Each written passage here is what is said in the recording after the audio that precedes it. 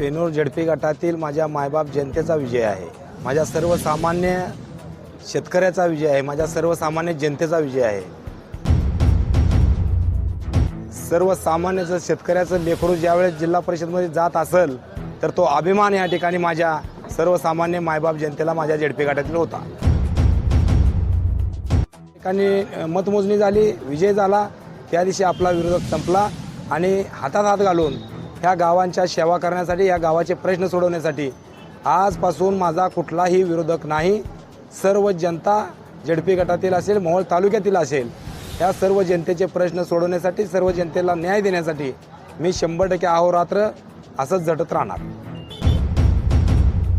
मोहोळ तालुक्यातील प्रत्येक नागरिक, प्रत्येक सर्वसामान्य जनता, माझी मायबाप जनता, माझा शेतकरी ह्या ठिकाणी झेडपी गटामध्ये गेलेला आहे। हा चरणराज चौरे एकटा गेलेला नाही, तर माझ्या तालुक्यातील संबंध माझी मायबाप जनता, सर्वसामान्य जनता सदस्य झाली, एवढं मी तुम्हाला सांगतो।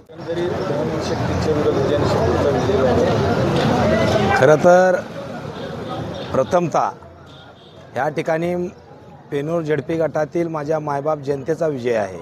माझ्या सर्वसामान्य शेतकऱ्याचा विजय आहे। माझ्या सर्वसामान्य जनतेचा विजय आहे। आणि नंतर धनशक्तीचा लास्टच्या 2 दिवसात जो राडा झाला, खरं तर त्या पैशाला, जनशक्तीला देखील त्या माझ्या सर्वसामान्य मायबाप जनतेनं कुठल्याही पद्धतीचा इफेक्ट होऊ दिला नाही। कारण का तर सर्वसामान्य शेतकऱ्याचं लेकरू ज्यावेळेस जिल्हा परिषदमध्ये जात असेल तर तो अभिमान या ठिकाणी माझ्या सर्वसामान्य मायबाप जनतेला माझ्या झेडपी गटातील होता।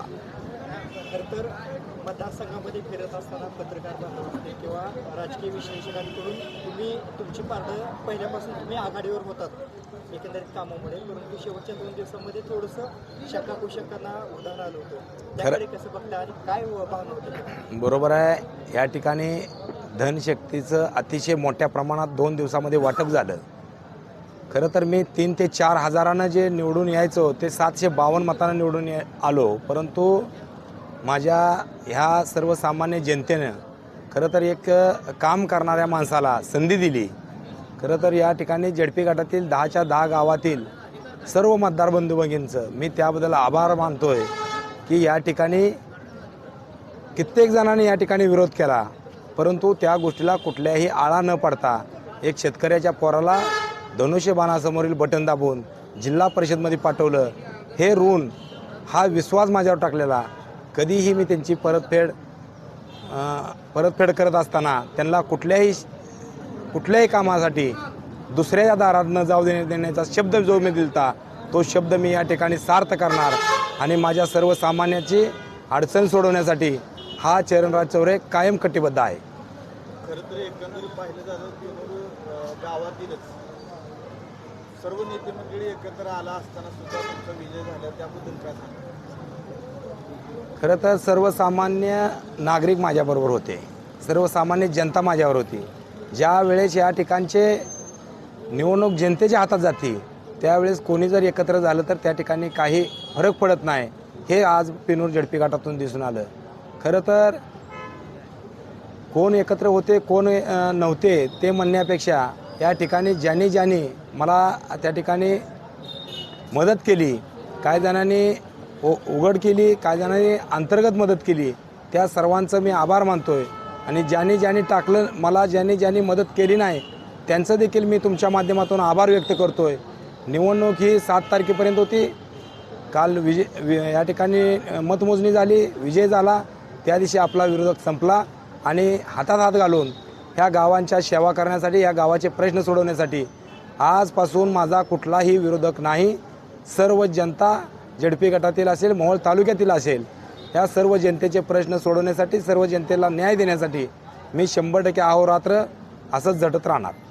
खरं तर एक मांडण्यासाठी खरं तर शेवटच्या 2 दिवसामध्ये सोशल मीडियामध्ये आयच्या माध्यमातून ऑडिओ क्लिप फिरवली होती, त्यामध्ये लोकांमध्ये संग्राम झाला होता आणि खरं तर तुमचं पार्ट जड असताना सुद्धा लोकांमध्ये संग्राम झाला होता, त्याबद्दल काय सांगा? खरं तर त्याचंच फळ त्यांना भोगायची पाळी आली। ह्या ठिकाणी जादूटोणा करण्याची पाळी आली, काय ऑडिओ त्या ठिकाणी डुप्लिकेट करण्यात आल्या, या ठिकाणी काय व्हिडिओ तयार करण्यात आलं। एखाद्या व्यक्तीला चरणराज चौरे सारख्या माणसावर आरोप करण्यासाठी 5-5 लाख रुपये देण्यात आलं। की चरणराज चौरेवर अशा पद्धतीनं आरोप करा म्हणण्यात आलं. त्या माणसाने देखील आरोप केलं, परंतु माझ्या मायबाप जनतेनं या ठिकाणी ज्यांनी आरोप केलं, ज्यांनी या ठिकाणी माझ्यावर चुकीचं षडयंत्र रचलं, त्यांना ह्या निवडणुकीमध्ये धडा शिकवला. या ठिकाणी दहनशक्तीचं काय चालत नाही, या ठिकाणी चुकीचं मेसेज व्हायरल करून चालत नाही. चरणराज चौरेनं कुठल्याही पद्धतीची टीका कोणावर केली नाही. ज्या वेळेस माझ्यावर टीका केली त्याचं उत्तर देण्यासाठी मी त्या ठिकाणी समोर जात होतो. पण अलीकडल्या 5 दिवसामध्ये मी या ठिकाणी माझ्यावर चुकीच्या झालेल्या प्रत्येक गोष्टीला मी उत्तर देत बसलो नाही. मी प्रत्येक नागरिकाला गावोगावी जाऊन सांगत होतो की मी एक काम करणारा शेतकऱ्याचा पोरगा आहे. या ठिकाणी तुम्ही जर मला न्याय दिला तर माझ्या पेनूरच्या धर्तीवर 10 गावामध्ये मी झेडपी गटामध्ये विकास करेन, तुमचे प्रश्न सोडवेन. ज्या व्यक्तींना मी या ठिकाणी शब्द दिला आहे तो 100% पूर्ण करणार. आणि येणाऱ्या काळामध्ये 68 झेडपी गटामध्ये पेनूर झेडपी गट ह्या ठिकाणी वेगळा दिसेल, यासाठी 100% मी प्रयत्न करणार आहे. पेनूर ग्रामपंचायत सदस्य ते पेनूर जिल्हा परिषद सदस्य प्रवास झालेला आहे. निश्चितपणे जबाबदारी वाढलेली आहे, त्याकडे कसं बघतो? खरं तर निवडणूक लढवणं हा एक भाग आहे आणि विजय झाल्यानंतर जी जबाबदारी वाढते. खरं तर मी पेनूर झेडपी गटातील ह्या जनतेसाठी 5 वर्ष सालगडी म्हणून काम करणार आहे. मी त्यांना शब्द दिलता की तुम्ही 1 फुली टाकायची आणि 5 वर्षासाठी मला सालानं ठेवायचं. त्या पद्धतीनं ज्यांनी या ठिकाणी मला ज्या गावांनी मला या ठिकाणी मदत केली त्या गावामध्ये मी 100% जो शब्द दिला आहे 10च्या 10 गावामध्ये या ठिकाणी विकासासाठी मी समोर जातो आहे. आणि 100% विकास हा 68 झेडपी गटामध्ये हा पेनूर झेडपी गट एक वेगळा बनवण्याचं माझं स्वप्न आहे आणि तो वेगळा दिशेला येणाऱ्या काळामध्ये. खरं तर पेनूर जिल्हा परिषद गट संपूर्ण जिल्ह्यातच हाय व्होल्टेज लढत म्हणून पाहिलं जात होतं. आणि असं असताना तुम्ही खरं तर अनेक दिवसापासून मतदारसंघामध्ये सक्रिय होता. विकास कामं DPDC माध्यमातून असेल किंवा तुमच्या स्वखर्चातून आणि इतर विविध फंडातून तुम्ही काम करत होता. त्याची कुठेतरी पोचपावती मिळाली असं वाटतं? 100% आज तुम्ही पाहत असाल पेनूरमध्ये जवळजवळ 65 रस्ते करण्याचं काम केलं. अनेक जण या ठिकाणी चरणराज चौरेला पाडण्यासाठी देव पाण्यात ठेवून बसले होते, पण माझ्या मायबाप जनतेनं ते दावून दिलं की विकासाच्या मागं आम्ही जाणार. आम्ही जो ह्या ठिकाणी काम करतोय त्याच्या पाठीमागं जाणार. ज्यांनी ह्या ठिकाणी अनगरला जाऊन हुजरेगिरी करत बसले त्याच्या पाठीमागे ही जनता गेली नाही. त्यांनी दावून दिलं की आम्ही अनगरकरांच्या पाठीमागे नाही, तर आम्ही एक सर्वसामान्य शेतकऱ्याचा पोरगा, या ठिकाणी काम करणारा पोरगा, त्याच्या पाठीमागं आम्ही आहे, अशा पद्धतीनं दावून दिलं त्यांनी. खरं तर तुम्ही प्रश्न विचारला की या ठिकाणी झेडपी गटामध्ये तुम्ही काय करणार, तर खरं तर आज झेडपी गटामध्ये मी सदस्य झालो, ग्रामपंचायत सदस्य झालो.